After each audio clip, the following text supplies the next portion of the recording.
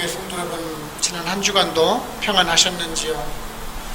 오늘은 이제 여기 나이지리아가 우기철이 되는지 주일 아침부터 비가 오기 시작하네요. 비가 오고 그럴 때 여러분들 감기 조심하시고,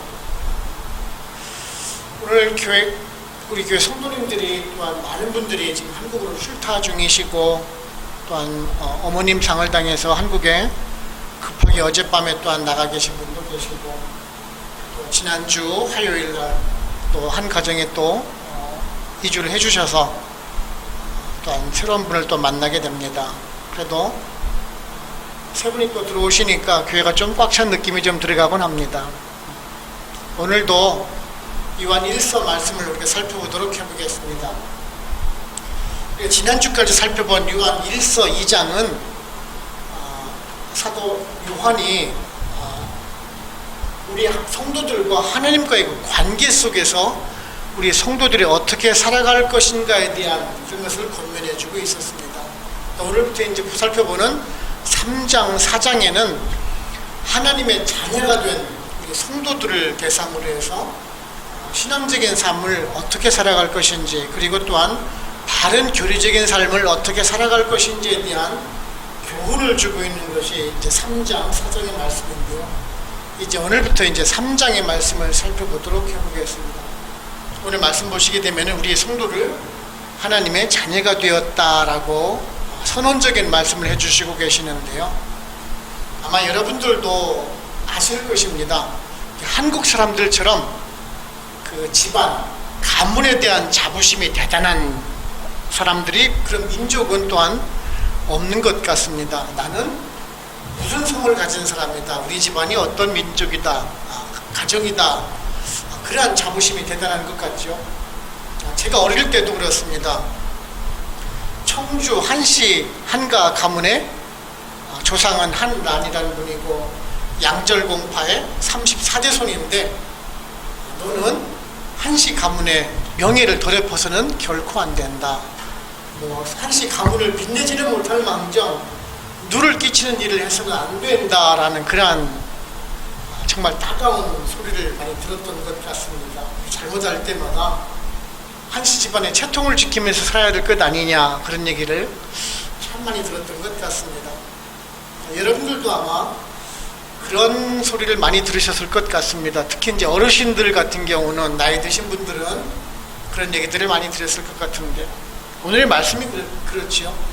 우리 성도들을 향해서 우리는 하나님의 자녀가 된 사람이라고 말씀을 해주고 있죠. 너희는 하나님의 자녀가 된 사람이기 때문에 하나님의 자녀답게 살아가라 라는 것이 사실 결론적인 말씀이기도 한 것이죠. 오늘 말씀 배경을 보시게 되면요, 당시 그 소아시아 지역에 있던 그 이단들을 대상으로, 그 영지주의자들 대상으로 해서 이러한 권면을 해주고 있는 것을 아실 수가 있습니다. 우리가 계속 살펴보고 있지만 당시에 유행을 하던 이단들이 영지주의라는 그런 이단들이 있었습니다. 하나님의 세계는 신성한 것이고, 이 땅에 있는 것들은 더러운 것이기 때문에 이 땅에서 사는 동안에 우리들의 육체는 아무렇게도 살아도 된다라는 그런 생각들을 가지고 있었습니다. 둘 중에 하나로 택하게 되지, 극단적이죠. 하나는 아주 극단적인 금욕주의로 가든지, 아니면은 극단적인 하락주의로 가게 되는 그런 사람들을 볼 수가 있습니다. 당시 있던 소아시아 지역에 있던 사람들이 그런 영지주의의 사상을 받아서 행실을 바르게 살지 못하고 있는 것을 보시고, 사도 요한이 우리들에게 성도답게 살아가라 라고 권면을 해주고 있는 것이 바로 오늘의 말씀이라고 할 수가 있을 것입니다. 오늘은 이러한 사도 요한의 권면의 말씀을 살펴보면서 우리들에게 또한 어떠한 은혜를 주는지 한번 알아보도록 해보겠습니다. 첫째는요, 우리들은 하나님의 사랑하심으로 말미암아 하나님의 자녀가 되었다라는 것입니다. 오늘 말씀 1절을 보시면은, 보라, 아버지께서 어떠한 사랑을 우리에게 베푸사 하나님의 자녀라 일컬음을 받게 하셨는가, 우리가 그러하도다. 그러므로 세상이 우리를 알지 못함은 그를 알지 못함이라 라고 말씀해 주고 있습니다. 오늘 말씀을 이해하기 위해서는요, 그 앞에 있는 22장 29절의 말씀 우리가 살펴볼 필요가 있습니다. 2장 29절을 보시면은 너희가 그가 의로운 줄을 알면 의를 행하는 자마다 그에게서 난 줄을 알리라 라고 말씀하고 있습니다. 그에게서 낫다라고 말을 하고 있죠. 그러니까 우리 성도가 하나님으로부터 말미암았다라는 그런 표현을 해주고 있고요. 오늘 또한 그것을 다르게 표현을 해주고 있죠. 사랑을 베푸사라고 말씀하고 있습니다. 즉 하나님의 놀라운 그 사랑의 결과로 우리 성도들이 하나님의 자녀가 되었다라고 지금 말씀해주고 있는 것입니다. 우리 부모님들이 서로 사랑해서 만나서 서로 사랑해서 우리를 낳았습니다. 우리 자녀들 또한 우리를 사랑해 부모의 사랑의 결과물로서 우리 자녀가 태어나는 것이지요. 그 사랑의 결과로 자녀된 우리가 있다라는 것입니다. 즉 이 말씀은 내가 어떤 자격이 되어서 우리 부모의 자식이 되었다는 말은 결코 아닙니다. 내가 어떤 노력을 해서 우리 부모의 자식이 된 자녀가 되는 그 사람은 아무도 없습니다. 내 노력에 의해서 내 힘에 의해서 자녀가 되는 것이 아니라 우리 부모의 사랑하심으로 말미암아 내가 자녀가 되었다라는 것이죠. 바로 곧 그렇다라는 것이죠. 부모님의 사랑이 우리를 낳은 것처럼 하나님의 사랑하심이 우리를 낳았다, 하나님의 자녀로 삼았다라고 지금 말씀해주고 있는 것이다라는 것이죠. 자, 이제 그렇다면은 우리 하나님의 자녀 되게 하셨다라는 그 하나님의 사랑은 또 무엇입니까? 하나님이 우리를 왜 사랑하셨냐라는 것이에요. 그렇게 물으면 여러분들은 무엇이라 답변을 하시겠습니까? 거기에 대한 답변도 또한 성경을 보면 아시겠지요? 로마서 5장 8절을 보시면은 이렇게 말씀을 하고 있습니다. 우리가 아직 죄인 되어 있을 때 그리스도께서 우리를 위하여 죽으심으로 하나님께서 우리에 대한 자기의 사랑을 확증하셨느니라 라고 말씀하고 있습니다. 하나님께서 인간을 창조하셨지요. 하나님의 마음과 하나님의 형상을 그대로 우리 인간을 창조를 하셨습니다. 그리고 우리들에게 그 하나님의 마음속에 또한 자유의지를 주셨지요. 그런데 그 자유의지를 가지고 뱀의 유혹을 받아서 죄를 범하게 됩니다. 하나님이 먹지 말라고 한 그 선악과를 먹는 그런 범죄를 저지르게 되는 것이죠. 그 죄악의 결과를 따지게 되면 그 심판의 결과는 무엇이겠습니까? 죽음이겠지. 그 죽음을 피해서 인간이 두려워하게 되고 하나님을 피하게 되는 것입니다. 하나님과 담을 쌓게 되는 것이죠. 그런데 하나님께서는 그래도 우리 인간들을 사랑하셨다라는 것이에요. 하나님께서 그 사랑하심으로 말미암아 그 끊었던 그 인간과의 관계를 다시 잇고 싶어 하셨던 것이죠. 그래서 구약시대에는 희생제물을 통해서 인간들의 죄악을 용서해 주시기도 하셨습니다. 그런데 그 죄악이 계속 반복되다 보니까 그것을 영원히 없애실 방법을 택하셨던 것이죠. 그래서 그의 독생자 예수 그리스도를 이 세상에 보내시고 또한 예수 그리스도를 희생 제물로 삼으셔서 그것을 보시고 우리들을 용서해 주셨다는 것이죠. 그 예수 그리스도를 믿는 믿음으로 말미암아 우리를 하나님의 자녀 삼아 주셨다는 것입니다. 그 하나님의 사랑하심이 우리를 하나님의 자녀로 만들어졌다는 것입니다. 이것은 우리가 하나님과 그런 법적인 관계를 의미하는 것은 결코 아닙니다. 하나님께서 우리들의 입장이 아닌 하나님의 입장에서 본다면 아주 일방적인 사랑에 불과한 것입니다. 우리들이 먼저 사랑하는 것이 아니라 하나님께서 우리를 먼저 사랑해 주셨기 때문에 된 것이다라는 그런 말씀을 해주고 있는 것입니다. 우리들은요, 부모와 우리 자식 간의 관계를 확인하기 위해서는 어떻게 합니까? 동사무소에 가서 가족관계 증명서를 떼어보면 알 수가 있죠.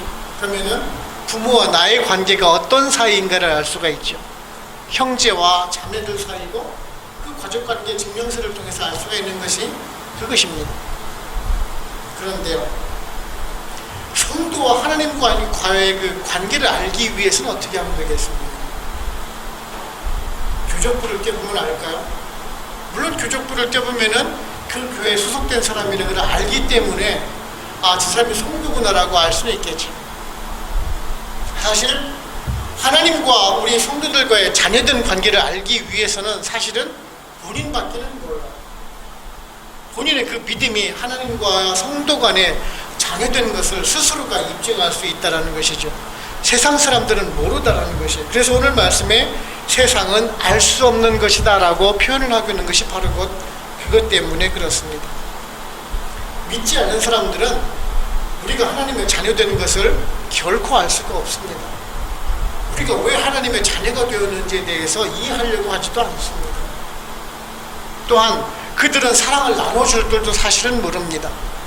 진정한 사랑이 아니라 사실은 어쩌면은 동정에 불과할 수도 있어요. 근데 우리는 그렇지가 않죠. 하나님으로부터 받은 사랑을 알기 때문에 그 사랑을 다시 나눠줄 수 있는 사람이라는 것이죠. 그렇기 때문에 성도라라고 부르는 것입니다. 사랑은 받은 사람만 나눠줄 수가 있는 법인 것입니다. 사실 저도 어릴 때에는 부모님이 저를 그렇게 사랑하는 줄은 몰랐었습니다. 그저 당연히 부모님이니까 저를 우리 부모니까 자녀를 사랑해 주겠거니라고 생각을 했었습니다. 그러나 이제 제가 부모가 되고 또 부모의 부모가 되다 보니까 이제 그 사실을 알 수가 있겠더라고요. 내가 왜 자녀들을 사랑해 주는지 말입니다. 내리사랑이라고 하지요. 우리 자녀들을 내가 왜 사랑해 주는지를 알 수가 있겠다라는 것이에요. 여러분들도 사랑을 받은 사람들입니다. 하나님의 자녀입니다. 그 사랑을 받은 사랑을 다시 또 사랑을 나눠줄 수 있는 또한 저와 여러분들 되시기를 바랍니다. 두 번째는 우리 성도는 현재를 미래적으로 살아가야 하는 사람들이라는 말씀입니다. 2절을 보시면은 사랑하는 자들아 우리가 지금은 하나님의 자녀라 장래에 어떻게 될지는 아직 나타나지 아니하였으나 그가 나타났으면 우리가 그와 같을 줄을 아는 것은 그의 참모습 그대로 볼 것이기 때문이니라고 말씀하고 있습니다. 오늘 말씀을 보시게 되면은 우리의 신분은 이미 하나님의 자녀가 되었다라고 말씀해주고 있어요. 그러나 아직 나타나지 않았다라고 말씀해주고 있어요. 아직은 나타나지 않았다. 이 말씀이 무엇이냐면 우리는 이미 하나님의 자녀가 된 성도이지만 이미 already 되었지만은 아직 완전한 의인은 아니라라는 것입니다. Not yet. 아직은 우리는 완전한 사람은 아니라라는 것입니다. 이러한 이미 already라는 말과 아직 yet이라는 말은 아주 중요한 그런 신학적 의미를 지니고 있습니다. 즉 하나님의 나라는 예수 그리스도가 오심으로 인해서 이미 왔지만은 동시에 주님의 재림이 아직 이루어지지 않았기 때문에 아직은 완성되지 않았다라는 그런 말씀을 해주고 있는 것입니다. 그것이 우리 곧 성도들의 현재 삶의 모습이라는 것이지요. 그렇기 때문에 우리 성도님들은 지금 우리 하늘나라 지금 우리 이 세상을 살아갈 때 현재적인 삶을 살아가지만은 아직 나게 이루어지지 않은 그 미래적인 삶을 소망해가는 삶을 살아야 한다라는 것이 바로 곧 오늘의 말씀이기도 한 것입니다. 오늘 말씀 보게 되면은 우리는 하나님께 사랑해 주심으로 말미암아 하나님의 자녀가 이미 된 것은 맞습니다. 하지만 우리는 아직은 완전한 구원의 상태에 이르지는 않은 상태라는 것이죠. 아직은 불완전한 상태라는 것입니다. 우리가 아직 이러한 죄악 가운데 살아가고 있고 아직 우리가 죄를 지으면서 살아가고 있습니다. 우리들이 완전하게 구원을 이루는 때는 주님이 다시 오는 때 우리가 죽고 나서 주님을 다시 만나는 그 순간에 우리들의 완전한 구원이 이루어진다라는 것이죠. 우리가 죽고 나서 주님의 재림이 이루어지고 나서 우리들의 믿음을 보시고 우리를 의롭게 여겨주신다라는 그 믿음을 보고 우리가 의인이 된다라는 것입니다. 우리를 의롭게 여겨주신다라는 그 말이 이제 신학적인 용어로 칭의라고 그러죠. 의롭게 칭함을 받는다. justification이라고 부르는데요. 그것 때문에 우리가 완전하게 구원함을 이루게 된다라는 말씀인 것입니다. 좀 더 쉽게 설명을 드리면은 예수님께서 우리 인간들을 구원해 주시기 위해서 2000년 전에 이 세상에 오셨지요. 우리 인간의 몸을 입고 오셨습니다. 하지만 주님께서 이 땅에 오셨다라고 해서 우리 인간들을 완전하게 구원시키는 것은 아니다라는 것이지요. 구속사역이 완성되는 것은 아니지요. 그 인간들의 구속사역을 완전하게 이루어주시기 위해서는 십자가에서 자신의 피를 다 쏟으심으로 말미암아 완전한 희생제물이 되어주시고 죽으시고 다시 부활을 하셨을 때 그의 완전한 우리들의 구속사역이 이루어졌다는 것이지요. 그 마찬가지라는 것이지요. 우리들의 현재적인 삶이 지금 완전한 구원에 이르는 것은 아니다라는 말씀입니다. 우리가 예수 그리스도와 함께 죽고 예수 그리스도와 함께 부활됐을 때 우리들의 구원이 완전하게 이루어진다라는 그런 사실인 것입니다. 우리들도 죽고 나서 주님과 함께 영광의 부활체로 다시 부활될 때 또한 그 구원이 완전하게 이루어지는 것입니다. 그렇다면은 지금 우리들의 성도들의 현재적인 삶을 어떻게 살아가야 할까요? 오늘 말씀 보시면은 그 현재의 삶을 우리가 인내로 살아가야 된다는 것을 우리가 알 수가 있습니다. 세상 사람들은 이런 미래적인 것을 모르기 때문에 현재적인 의미만을 부여하려고 합니다. 그래서 내가 주어진 지금 현실에서 최선을 다해서 그냥 즐기면서 산다면 좋다라고 생각을 합니다. 왜냐하면 그들에게는 미래가 없기 때문에 그렇습니다. 미래적인 소망이 없기 때문에 현재를 살려고 합니다. 하지만 우리들은 그렇지 않지 않습니다. 우리들에게는 그런 미래적인 소망이 있다라는 것이에요. 로마서 8장 17절을 보시면은요, 자녀이면 또한 상속자 곧 하나님의 상속자요 그리스도와 함께하는 상속자니 우리가 그와 함께 영광을 받기 위하여 고난도 함께 받아야 할 것이니라 라고 말씀하고 있습니다. 만일 여러분들에게 100억 원이 상속받을 사건이 생겨났다라고 한번 가정을 해보겠습니다. 좀 더 높게 잡아볼까요? 기왕이면은 한 1000억 정도로 하죠. 1000억 정도의 상속 지분을 받을 것이 생겼는데 조건이 있습니다. 3년 동안 죽도록 고생을 해야 합니다. 그러면은 3년 동안 고생을 하시고 그 1000억의 유산을 받으시겠습니까? 아니면은 고생을 안 하고 그 재산을 포기하시겠습니까? 여러분들은 어떻게 하시겠습니까?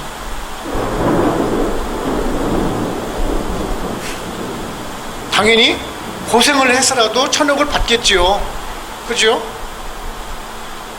이와 마찬가지라는 것이지. 우리들의 현재의 삶이, 지금의 삶이 힘들고 어렵다 할지라도 미래적인 그런 어마어마한 소망이 있기 때문에 지금의 삶을 참고 이겨 견뎌나가라라는 것입니다. 사실 우리들의 삶의 모습이 결코 녹록한 삶은 아니에요. 힘든 삶입니다. 고난의 삶이에요. 정말 나그네와 같고 순례자와 같은 삶이 우리들의 모습이라는 것입니다. 하지만 인내하시기 바랍니다. 왜냐하면 우리는 하늘나라의 자녀된 사람들이기 때문에 그렇습니다. 우리는 성도이기 때문에 그렇습니다. 하늘나라의 유산을 받을 상속자이기 때문에 그렇다는 것입니다.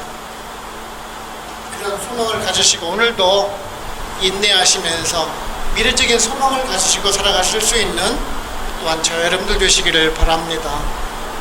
세 번째는 우리 성도를 깨끗하게 하는 것은 하나님의 기도와 말씀과 기도로 된다라는 것입니다. 3절을 보시면은 주를 향하여 이 소망을 가진 자마다 그의 깨끗하심과 같이 자기를 깨끗하게 하느니라 라고 말씀하고 있습니다. 앞에 2절에서는 이제 우리 성도들의 장래에 경험할 그 영광에 대해서 말씀해주고 있죠. 이제 3절에 와서는 우리들의 가지게 될 그 소망에 대해서 말씀해주고 있습니다. 소망, 그 소망이라는 것은 우리가 앞으로 바라볼 무엇인가 이렇게 바라는 것을 소망이라고 하죠. 지금의 현실보다 조금 더 나은 현실을 바라는 것이 소망이라고 할 수가 있을 것입니다. 즉 우리가 예수 그리스도가 재림을 할 때, 또는 우리가 다시 예수 그리스도를 만날 때 받게 될, 우리가 거룩하게 되고 새롭게 변모하게 될 그 소망을 지금 말씀해주고 있는 것입니다. 이러한 소망을 가진 사람들은 지금 주님의 깨끗하심과 같이 우리를 깨끗하게 한다라고 지금 말씀해주고 있어요. 그렇다면은 무엇이 우리를 깨끗하게 해주는 것일까요? 뭐 샤워를 깨끗하게 하면 될까요? 뭐 청결한 옷을 입으면 우리가 깨끗해질까요? 그렇지 않다라는 것은 우리 여러분 모두 다 아시는 것일 것입니다. 그러한 외적인 청결이 아니라 내적인 청결함을 말씀하는 것을 우리 모두 다 아는 사실입니다. 현재를 죄악 가운데 우리가 살아가고 있지만 그 죄악에 빠져 살지 말라라는 그 의미를 해주고 있는 것입니다. 우리는 죄악 가운데 살아가고 있지만 죄를 떠나서 죄악 가운데 살아가지 않음으로 인해서 우리가 깨끗해질 수가 있다라는 그런 말씀을 해주고 있는 것입니다. 근데 오늘 말씀을 보시게 되면은 우리 스스로는 깨끗해질 수가 없다는 것을 분명히 알 수가 있습니다. 오늘 말씀 보시면은 그의 깨끗하심과 같이라고 말씀해주고 있습니다. 그의 깨끗하심이라는 것이 누구를 말씀하는 것이겠습니까? 바로 곧 예수 그리스도를 말씀하는 것이겠죠. 예수 그리스도의 깨끗하심과 같이 우리도 또한 깨끗하게 된다라는 것이겠지요. 자, 여러분들, 내가 설거지를 하다가 손이 더러워요. 근데 손님이 오셨어. 손님이 악수를 청하고자 손을 내밀면 여러분들은 어떻게 합니까? 그 더러운 손으로 그냥 바로 덥석 내밀고 손을 잡습니까? 아니죠. 어떻게 합니까? 나도 상대방과 같이 깨끗하기 위해서 오신 것 무엇인가를 닦고 나서 같이 악수를 하게 되어 있죠. 그거 마찬가지라는 것입니다. 내가 깨끗해지기 위해서는 깨끗한 사람과 같이 되어야 한다는 그 말씀을 해주고 있는 것입니다. 예수님의 깨끗함 같이 나도 깨끗하게 되라라는 말씀을 해주고 있는 것입니다. 깨끗한, 이 깨끗이라는 말은 원어를 보게 되면 하그노스라고 원어가 되어 있고, 영어 번역을 보면 퓨어란 단어를 쓰고 있는 것을 보실 수가 있습니다. 우리 왜 깨끗하게 정수된 물을 퓨어 워터라고 하죠. 안에 오염된 것이 섞여지지 않은 그 상태를 퓨어 워터라고 얘기를 합니다. 그 상태를 말씀해 주고 있는 것이죠. 바로 예수 그리스도가 그러한 퓨어, 깨끗한 상태의 마음과 몸을 가지고 있는 그것을 우리가 본받으라고 지금 말씀해 주고 있는 것을 알 수가 있습니다. 예수 그리스도의 순수함을 본받으라라는 것이죠. 즉 우리들의 표준과 우리들의 목표가 바로 곧 예수 그리스도라는 것을 알 수가 있는 것입니다. 여러분들 친구를 사귈 때 그 친구를 삼는 그 기준이 무엇입니까? 여러분들 절친한 친구를 사귈 때 그 친구의 무엇을 보고 그 친구를 나의 친구로 삼느냐, 그런 얘기예요. 일단 그 친구가 순수해야 되겠지요. 거짓말 하지 않고 진실한 그 모습을 보고 내가 친구로 삼으려고 할 것입니다. 안 그렇습니까? 그런데요, 사실 우리 자신을 되돌아보면 우리 스스로가 진솔한 사람입니까? 아니지요. 어떻게 보면 내 자신을 보게 되면은 좀 위선적이기도 하고 가식이 있을 수도 있고 또한 거짓말을 조금은 할 수도 있습니다. 하지만 또한 우리 스스로는 또한 그런 친구들을 원해요. 깨끗한 진실한 친구를 원한다, 그런 얘기예요. 어떻게 보면 이율배반적이기도 하지만 사실은 그런 친구를 만나면서 또한 내가 어떻게 변해가기를 원해요. 내가 그 진실한 친구가 되기 위해서는 나도 그 친구와 같이 조금씩 진솔해져 가고 조금씩 깨끗해져 가야 하는 것이 우리들 아닙니까? 그래서 진실한 친구가 되는 것 아니겠습니까? 그와 마찬가지라는 것이에요. 내가 깨끗해지기 위해서는, 내가 주님과 친구가 되기 위해서는 그 주님의 깨끗함을, 그 퓨어한 그 상태로 나도 같이 변해나감으로 인해서 내가 주님과 진실한 친구가 되어간다는 것입니다. 오늘 말씀을 종합해 보시면은 내가 깨끗하게 하나님의 자녀가 되는 것은 하나님의 자녀답게 살아가라라고 말씀해 주고 있는 것입니다.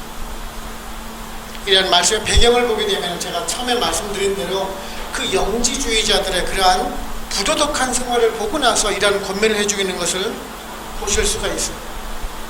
그렇다면 우리 성도들이 거룩하고 깨끗한 상태로 가기 위해서는 우리 스스로가 진솔만 해주면 되겠습니까? 거짓말 안 해서만 됩니까? 우리가 그것을 알기 위해서 성경 디모데전서 4장 4절 5절을 보시면 이렇게 말씀을 하고 있습니다. 하나님께서 지으신 모든 것이 선함에 감사함으로 받으면 버릴 것이 없나니 하나님의 말씀과 기도로 거룩하여짐이라 라고 말씀해주고 있습니다. 우리가 예수 그리스도와 같이 깨끗하게 하기 위해서는 하나님의 말씀과 기도로 우리가 깨끗하게 되어진다라는 말씀을 해주고 있는 것입니다. 우리가 예수 그리스도와 같이 깨끗하고 그런 순수한 사람이 되기 위해서 하나님의 말씀을 가까이 하시고 또한 기도로 주님과 교통에 나가심으로 인해서 또한 성결하게 살아가실 수 있는 또한 저 여러분들 되시기를 바랍니다.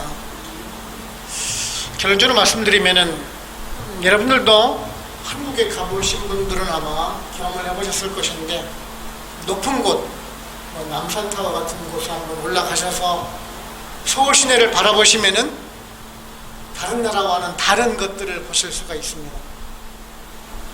혹시 무엇인 줄 아십니까? 다른 나라의 야경과는 다른 한국만의 고유한 야경이 있습니다. 붉은 십자가가 유난히 많다는 것이 정말 없는 것이 없어요.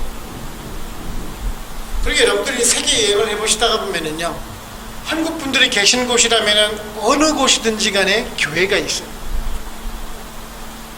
우리 교회도 마찬가지죠. 아프리카 나이지리아에 한인 교회가 있으리라고는 저는 상상을 못 해봤었어요. 얼마 안 되는 한인 분들이지만 그래도 그 믿음을 지키고자 한인 분들이 이곳에 교회를 세우고 계시기도 합니다. 그런데요, 전 세계에 그렇게 많은 교회가 있고 한국에 그렇게 많은 교회가 있는데도 불구하고 왜 세상이 변하지를 못하는 것일까?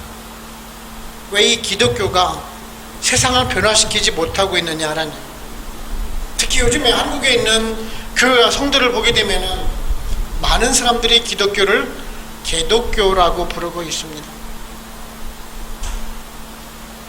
우리 크리스찬들을 존경하고 흠모하고 따라야 될 대상으로 여기지 않고 오히려 모욕을 주면서 경멸하는 대상으로 왜 변해가고 있느냐라는 것이, 한국의 정말 화려한 교회당, 높은 첨탑, 반짝이는 네온사인, 제왕처럼 군림하는 목사, 대형 교회의 끊임없는 비리 사건, 그것을 보면서 세상 사람들은 교회를 향해서, 성도를 향해서 손가락질을 합니다. 물론 일부 교회의 모습이기도 합니다. 전체 모습은 결코 아닙니다. 하지만 오늘날 우리들의 교회와 우리 성도를 돌아보게 되면은 많이 타락하고 많이 변질됐다는 것을 우리는 분명히 알 수가 있을 것입니다. 예수 그리스도의 순수함, 그 깨끗함을 간직하지 못하고 변질되고 세속적화되고 있는 그러한 교회와 성도의 모습을 보고 난다는 것이죠. 그렇다면은 교회가 교회답게 하는 것, 성도가 성도답게 하는 것은 무엇일까요? 여러분은 무엇이라고 생각을 하십니까? 정말 참 고민을 해가면서 오늘 말씀 준비를 해갔는데요, 성경을 읽다가 제가 요한복음 6장을 읽고 있다가 문득 이 생각이 들더라고요. 요한복음 6장을 보시게 되면은 무슨 기사가 나오냐면은 6월절 직전에 예수님께서 5,000명 오병이어 사건을 다루고 있는 그 기사 내용이 나오고 있습니다. 6월절 직전에 있었던 사건이죠. 오늘날의 성도들은, 오늘날의 기독교인들은 그 5,000명에서 나눠서 뭐가 될 것을 혼자 먹기 위해서 욕심 부리고 있는 세상이지 않을까라는 생각을 가져보게 됩니다. 사실 진정한 기독교는 한 사람이 먹어야 될 것을 5,000명이 나누어서 같이 나누어 먹는 것이 진정한 기독교의 모습이지 않을까요? 그것이 성도의 모습이지 않을까요?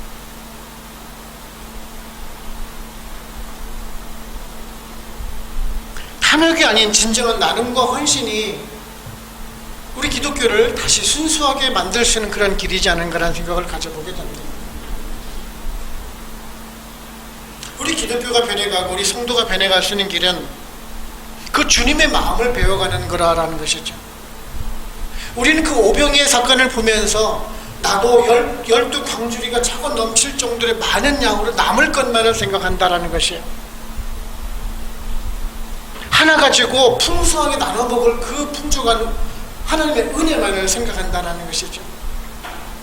근데 주님은 풍족하게 나눌 것을 생각하셨을까요? 아니면은 하루 종일 굶었을 그 저녁이 다 되도록 쫄쫄 굶고 있는 그 백성들을 향한 그 긍휼의 마음을 가지고 계시지 않았습니까? 우리는 그 마음을 배우자라는 것이죠.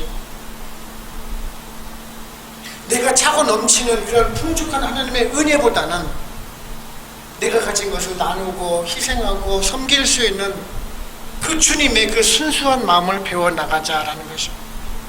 그것이 우리를 깨끗하게 해주는 길이고, 우리를 순수하게 해주는 길이고, 우리를 성도답게 만드는 길이고, 그것이 우리를 교회를 교회답게 만드는 길이지 않은가 싶습니다. 우리 나이지리아 베들레헴교회 정말 작은 교회입니다. 한국에 수십만 명이 모이는 그런 대형 교회에 비해서 정말 만분의 1도 안 되는 교회예요.